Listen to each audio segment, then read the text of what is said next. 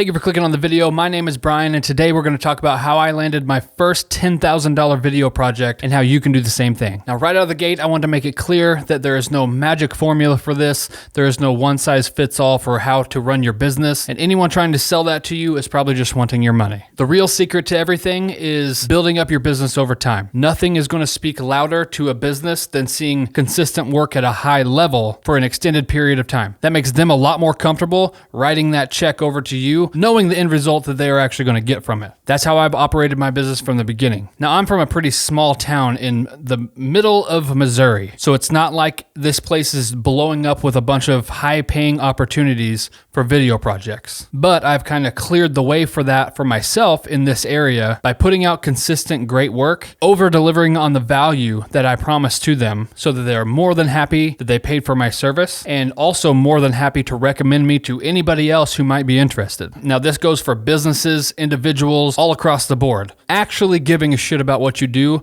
goes a long way. In my opinion, it is very easy to see the people who actually care about what they do and the people that are just trying to do this to make some money. There's definitely nothing wrong with making money. That's probably why you clicked on this video. Everyone likes to make money, but having a little integrity going about that along the way definitely helps and will help you make a sustainable business. One thing that's benefited my business a lot, and something I'm leaning into a lot more going forward, actually going out and targeting the high value clients, the ones that you would be super excited, over the moon to be able to work with. I think that's a position that all of us want to get in as creatives, where we can make a living doing what we actually love to do, not going into it disliking what we're doing every day. So now that I've got a couple of these higher paying jobs under my belt, I'm kind of getting an idea of what they're looking for, what people are asking for. So one of the things I'm doing moving forward to try to attract more of those higher paying jobs is to make sort of like a little template. Bring a couple different package options to them that they know exactly what they're paying for and exactly what they're going to get from me. They can see examples of my work doing those package options and full transparency from me on my end to them of what exactly they are going to get for their money. The way that I operate things and want to operate my business is if you pay me $10,000 for something,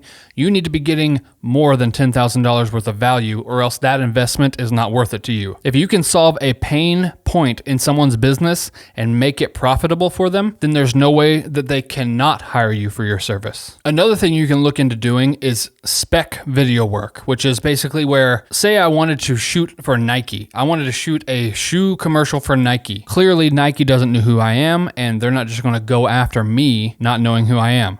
So I might get myself a little crew together completely out of my own pocket, put this little project together and shoot what I would think Nike would want as a commercial. Nike might not be a great example of that, but you get the point. Someone's probably not going to hire you to do something if they have never seen anything like that from you before. So being able to have something, even if you have to go on your own time, on your own budget, and make it happen, then you have that forever going forward to be able to show other clients that will then pay you that money, and you can pay yourself back for that. Spec work is a total investment in what you're doing in the hopes that it's going to pay off in the long run. And in my experience, it has always paid off multiple times over. It's sort of the same idea as whenever you very first get started, either photography or video work. You're not getting any clients, but once you start putting yourself out there and people start seeing that you can do this work and that you're really good and people have great time with you, and then the end result is also awesome, that's where people start getting more comfortable and spending more money. Especially as a creative from a smaller area, there's always seemed to be like a glass ceiling or a self-imposed limit of what you can achieve with this. That first limitation for me personally